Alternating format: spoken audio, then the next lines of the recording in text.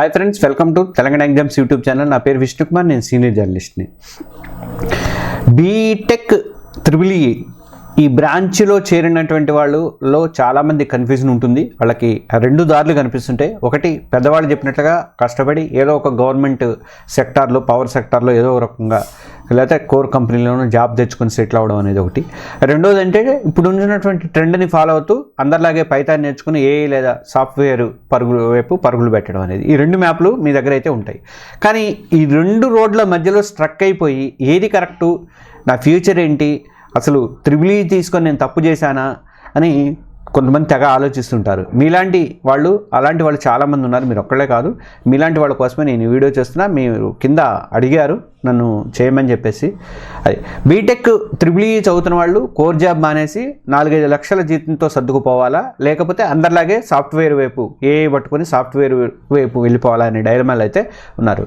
అయితే నేను ఒకే మాట చెప్తాను, మీరు ఈ రెండు ఫీల్డ్స్లోనూ అంటే కోరు ప్లస్ ఏఐ ఈ రెండింటిలోనూ కూడా అద్భుతమైనటువంటి శాలరీలతో కెరీర్ నిర్మించుకోవడానికి మీకు ఒక క్లియర్ ప్లాన్ ఉందని చెప్తే మీరు నమ్ముతారా? ఈ వీడియోలో మీ త్రిబుల్ ఈ డిగ్రీతోనే కోర్ రంగంలో మంచి జీతం ఎలా కొట్టాలి అన్నది నేను చెప్తాను. అదే టైంలో ఏ ఫీల్డ్లోకి, ఆర్టిఫిషియల్ ఇంటెలిజెన్స్ ఫీల్డ్లోకి ఒక హీరోలాగా ఎలా ఎంట్రీ ఇవ్వాలో కూడా ఒక పక్కా ప్లానింగ్ అనేది ఇవ్వబోతున్నాను. ఈ వీడియోని చివరిదాకా చూడండి. మీ కెరీర్పై మీకున్నటువంటి ప్రతి డౌట్ కూడా క్లియర్ అయిపోతుందని చెప్పేసి నేను గ్యారంటీ ఇస్తున్నాను. అలాగే ముఖ్యంగా కొంతమంది మన స్టూడెంట్స్ అడిగారని చెప్పేసి కింద కామెంట్లో అడిగారని చెప్పి త్రిబుల్ ఈ గురించి, సివిల్ కూడా అడిగారు, నెక్స్ట్ ఇస్తాను తర్వాత, అడిగారని చెప్పి ఈ వీడియో చేసిన. అందువల్ల ఈ బాధ్యత, ఈ వీడియోని మీలాగే త్రిబుల్ ఈ చదువుతున్న వాళ్ళందరికీ కూడా ఫార్వర్డ్ చేసే బాధ్యత మీదే.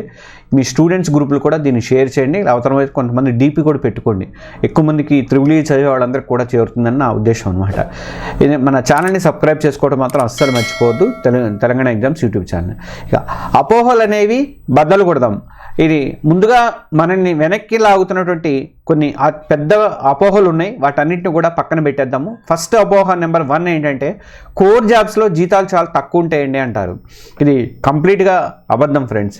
చాలామంది స్టూడెంట్స్ క్యాంపస్ ప్లేస్మెంట్స్లో వచ్చేటువంటి 3-4 లక్షల ప్యాకేజీలు చూసి కోర్ ఫీల్డ్లో ఇంతేనేమో అని ఫిక్స్ అయిపోతుంటారు. కానీ అది స్టార్టింగ్ పాయింట్ మాత్రమే, ఎండింగ్ మాత్రం కాదు. గుర్తుపెట్టుకోండి. మీరు సరైనటువంటి స్పెషలైజేషన్ ఎంచుకొని దానికి కావాల్సినటువంటి స్కిల్స్ పెంచుకుంటే కోర్ రంగంలో కూడా మంచి జీతాలు మీకు వచ్చే ఛాన్సెస్ అయితే ఉన్నాయి. ఇక ఉదాహరణకి ఎంబెడెడ్ సిస్టమ్ ఇంజనీర్గా కెరీర్ స్టార్ట్ చేస్తే మంచి స్కిల్స్ ఉన్న వారికి ప్రారంభంలోనే 6-7 లక్షల వరకు కూడా సంపాదించే ఛాన్స్ ఉంది. అదే పవర్ సిస్టమ్స్ ఇంజనీర్గా ప్రభుత్వ రంగ సంస్థ పిఎస్యులలో చేరితే మాత్రం మీరు జీతంతో పాటు వచ్చే సౌకర్యాలు కూడా వేరే లెవెల్లో ఉంటాయి.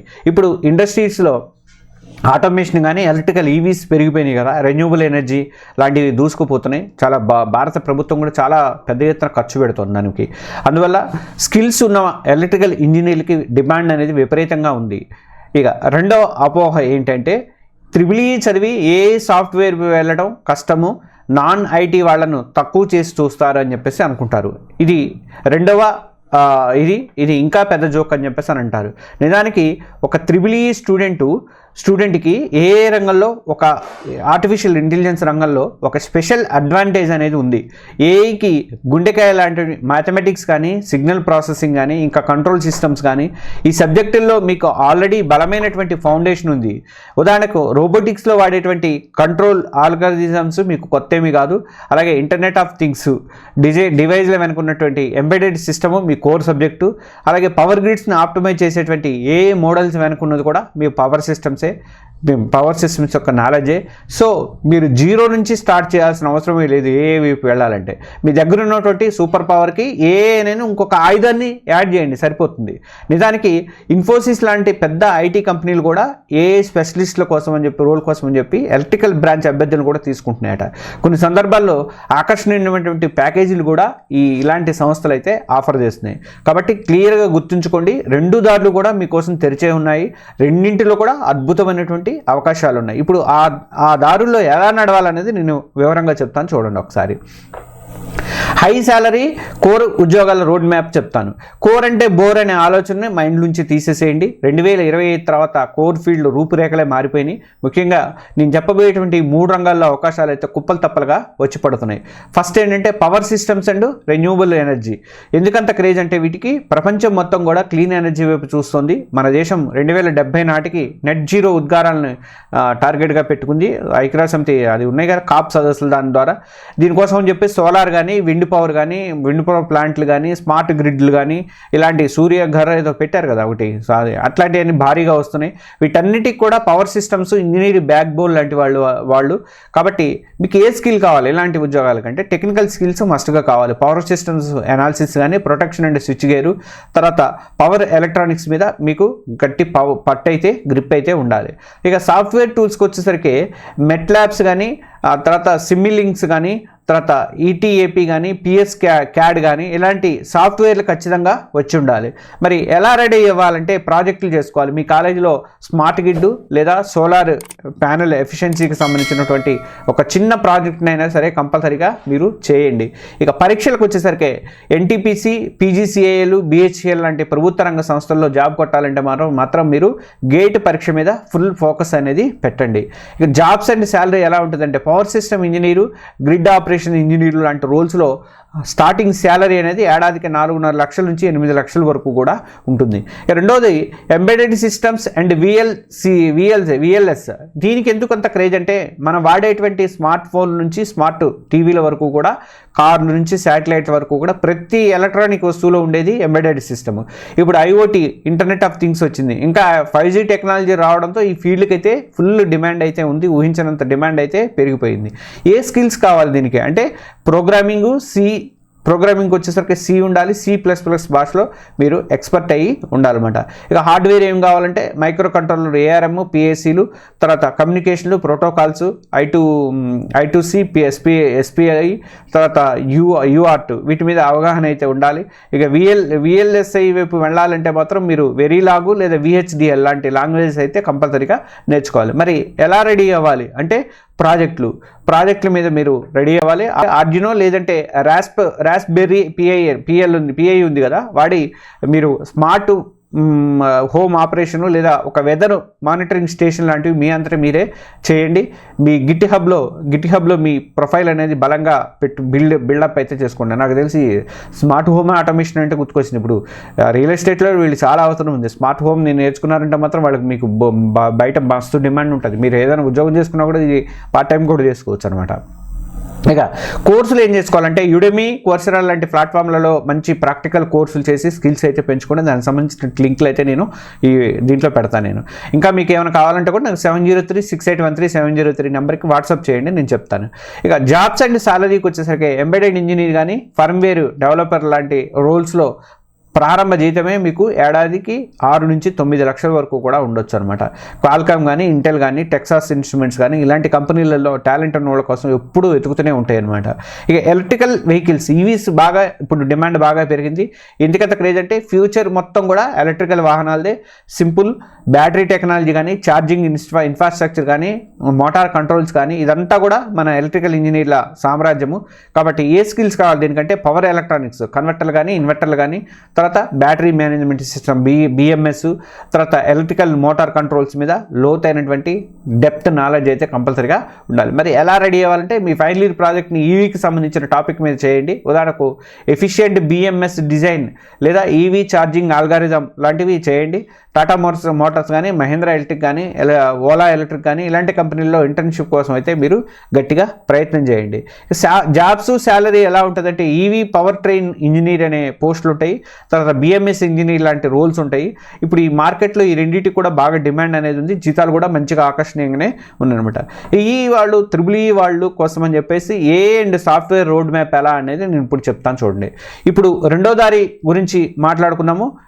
ఇది పక్కదారి పట్టడం కాదు. ఈ రెండో దారి అనేది మీ కోర్ నాలెడ్జ్ని వాడుతూ మీరు వేసేటువంటి ఒక స్మార్ట్ మూవ్ అనుకోవాలి. ఫౌండేషన్ అయితే మీరు బలంగా నిర్మించుకోండి. ఫస్ట్ ఇయర్ సెకండ్ ఇయర్లోనే మీరు ఆ పని చేయాలి. పైథాన్ నేర్చుకోండి. పైథాన్లో అండ్ డేటా సైన్స్ అనేది ప్రపంచానికి పైథాన్ ఒక కింగ్ లాంటిది. తర్వాత దీన్ని నేర్చుకోవడం మస్ట్ కాబట్టి ఫస్ట్ ఇయర్ నుంచే దీని మీద మీరు ఈ పైథాన్ మీద ఫోకస్ అయితే చేయండి. ఇక డేటా స్ట్రక్చర్స్ కానీ ఆల్గారిథమ్స్ అని డిఎస్ఏ, ఇది సాఫ్ట్వేర్ ఇంజనీర్కి గుండెకాయ లాంటిది. ఏ పెద్ద కంపెనీ ఇంటర్వ్యూ అయినా సరే డిఎస్ఏ లేకుండా కంప్లీట్ అయితే అవ్వదు. ఇక ఏఐ ప్రపంచంలోకి అడుగు పెట్టండి. థర్డ్ ఇయర్కి వచ్చేసరికి మీరు ఏఐ ప్రపంచంలోకి అడుగు పెట్టండి. మిషన్ లెర్నింగ్ బేసిక్ నేర్చుకోండి. ఎంఎల్ అంటే ఏంటి, సూపర్వైజర్ కానీ అన్సూపర్వైజర్ లెర్నింగ్ మధ్య తేడా ఏంటి, రిగ్రెషన్ కానీ క్లాసిఫికేషన్ లాంటి బేసిక్ ఆల్గారిథమ్స్ మాత్రం అర్థం చేసుకోండి. తర్వాత లైబ్రరీస్ నేర్చుకోండి. పైథాన్లో నంపే నంబర్ల కోసం అని చెప్పేసి, తర్వాత పండాస్ అంటూ డేటా క్లీనింగ్ కోసము, ఈ గ్రాఫ్ల కోసం కూడా ఒక కోర్సు లాంటివి ఇలాంటి లైబ్రరీ కోర్సులు అయితే నేర్చుకోండి. ఇక ఆన్లైన్ కోర్సులు ఏమున్నాయి అంటే కోర్సులలో IBM ఏఐ ఇంజనీరింగ్ కోర్సు ఉంది, లేదా machine learning specialized by deep learning AI లాంటి కోర్సులు ఉన్నాయి. మీకు ఒక స్ట్రక్చర్ పాత్ర అయితే ఇవి చూపిస్తే వారి సర్టిఫికెట్లు అనేవి మీ రెజ్యూమ్కి బలాన్ని చేకూరుస్తాయి. దానికి సంబంధించిన లింకులు నేను కింద పెడతాను, చూడండి. ఇక త్రిబుల్ ఈని సూపర్ పవర్గా వాడుకోండి కంపల్సరీగా. ఫోర్త్ ఇయర్ వచ్చేసరికి మీరు ఏం చేయాలంటే, ఇక్కడ మీరు మిగతా సాఫ్ట్వేర్ వాళ్ళకంటే కూడా డిఫరెంట్గా నిలబడాలంటే మీ కోర్ సబ్జెక్ట్ని ప్లస్ ఏఐ స్కిల్స్ని మిక్స్ చేసి నేర్చుకోండి. ప్రాజెక్ట్ ఐడియా నెంబర్ 1 ఏంటంటే power systems plus AI. Power grid డేటాని వాడి కరెంట్ డిమాండ్ను ముందుగానే అంచనా వేసేటువంటి ఒక ML మోడల్ని మీరు తయారు చేయండి. అలాగే ప్రాజెక్ట్ ఐడియా 2 ఏంటంటే కంట్రోల్ సిస్టమ్స్ ప్లస్ ఏఐ. ఒక రోబోటిక్ ఆర్మ్ కదలికలను ఇంకా స్మార్ట్గా మార్చడానికి రీఇన్ఫోర్స్మెంట్ లెర్నింగ్ ఆల్గారిథమ్స్ని ఇంప్లిమెంట్ చేయండి. ఇక ప్రాజెక్ట్ ఐడియా 3 ఏంటంటే signal processing plus AI. Audio సిగ్నల్స్ని అనలైజ్ చేసి మాట్లాడేటువంటి వ్యక్తి యొక్క ఎమోషన్స్ని కనిపెట్టేటువంటి ఒక న్యూరల్ నెట్వర్క్ను కూడా మీరు రూపొందించవచ్చు. ఈ ప్రాజెక్టులు అనేవి మీ గిట్ హబ్ పోర్ట్ఫోలియోలో పెట్టారనుకోండి, మీరు కేవలం కోడింగ్ తెలిసిన వ్యక్తే కాదు, రియల్ వరల్డ్ ప్రాబ్లమ్స్ సాల్వ్ చేయగల ఇంజనీర్ అని చెప్పేసి మిమ్మల్ని మీకు అది ప్రూవ్ చేస్తుంది అనమాట. ఇంకా జాబ్ వేటకి ఎలా సిద్ధం కావాలి త్రిబుల్ ఈ వాళ్ళు అంటే, సరైనటువంటి రోల్స్ని మీరు టార్గెట్ చేయండి. సాఫ్ట్వేర్ డెవలపర్ అని జనరల్గా కాకుండా AI system engineer, energy sector అని చెప్పి క్లియర్గా మీరు పెట్టుకున్నది కొటేషన్లో దీంట్లో పెట్టుకోండి. ఎంబెడెడ్ ఏఐ ఇంజనీర్ లేదా రోబోటిక్స్ సాఫ్ట్వేర్ డెవలపర్, ఇలాంటి మీ త్రిబుల్ ఈ బ్యాక్గ్రౌండ్కి సూట్ అయ్యేటువంటి స్పెషల్ రోల్స్కి మాత్రమే మీరు అప్లై చేయండి. ఇక జీతాలు వచ్చేసరికి మంచి ప్రాజెక్టులు, బలమైనటువంటి స్కిల్స్ మీ దగ్గర ఉంటే మాత్రం ఆర్టిఫిషియల్ ఇంటెలిజెన్స్, మెషిన్ లెర్నింగ్ లాంటి ఇంజనీర్గా దానికి ప్రారంభ జీతానికే మీకు 6 నుంచి 10 లక్షల వరకు కూడా ఉండే అవకాశం ఉంది. అనుభవం పెరిగిన కొద్ది కూడా మీది 25 లక్షలు 30 లక్షల దాకా కూడా ఈజీగా వెళ్ళిపోతుంది. చూసారు కదా ఫ్రెండ్స్, త్రిబుల్ ఈ అంటే కేవలం ట్రాన్స్ఫార్మర్లు, మోటార్లు మాత్రమే కాదు, అటు పవర్ గ్రిడ్స్ని కంట్రోల్ చేసేటువంటి కోర్ ఇంజనీర్గా పోవచ్చు, ఇటు అవే పవర్ గ్రిడ్స్ని తెలివిగా మార్చేటువంటి ఆర్టిఫిషియల్ ఇంజనీర్గా కూడా మీరు పోవచ్చు అనమాట. ఆర్టిఫిషియల్ ఇంటెలిజెన్స్ ఇంజనీర్గా కూడా పోవచ్చు. ఈ రెండు రంగాల్లో కూడా మీరే కింగు, గుర్తుపెట్టుకోండి. అసలైన మ్యాజిక్ ఎక్కడుందంటే ఒక దారిని ఎంచుకొని రెండో దాన్ని వదిలేయడంలో కాదు, ఈ రెండింటిని కలపడంలోనే అసలు మ్యాజిక్ అనేది ఉంది. మీ ఇంట్రెస్ట్ కోర్ సైడ్ ఉంటే దానికి ఏఐ ప్లస్ ఆటోమేషన్ స్కిల్స్ అనేవి యాడ్ చేయండి. అలాగే మీ ఇంట్రెస్ట్ సాఫ్ట్వేర్ వైపు ఉంటే మీ త్రిబుల్ ఈ నాలెడ్జ్తో స్పెషల్ ఏఐ అప్లికేషన్లు తయారు చేయండి. ఈ హైబ్రిడ్ అప్రోచే మిమ్మల్ని 2026 తర్వాత కూడా మార్కెట్లో మోస్ట్ వాంటెడ్ ఇంజనీర్గా నిలబడుతుంది, గుర్తుపెట్టుకోండి. ఇక మీ బీటెక్ త్రిబుల్ ఈ డిగ్రీ ఒక లిమిటేషన్ మాత్రం కాదు, అది ఒక సూపర్ పవర్. దాన్ని ఎలా వాడాలని తెలిస్తే సక్సెస్ మాత్రం మీదే. ఈ వీడియో ఒక క్లారిటీ వచ్చిందని, మీకు అందరికి కూడా క్లారిటీ వచ్చిందని నేను నమ్ముతున్నా. ఈ ప్లానింగ్ మీకు హెల్ప్ అయిందని భావిస్తే తప్పకుండా వీడియోని లైక్ చేయండి, ఒకసారి లైక్ బటన్ కొట్టండి. అలాగే కన్ఫ్యూజన్లో ఉన్నటువంటి ప్రతి ఈ త్రిబుల్ ఈ ఫ్రెండ్స్తో కూడా షేర్ చేయండి. ఇంకా ఏమైనా డౌట్స్ ఉంటే నాకు కింద కామెంట్స్లో అడగండి, నేను రిప్లై ఇస్తాను. మరొక అద్భుతమైన కంటెంట్తో మళ్ళీ కలుద్దాం.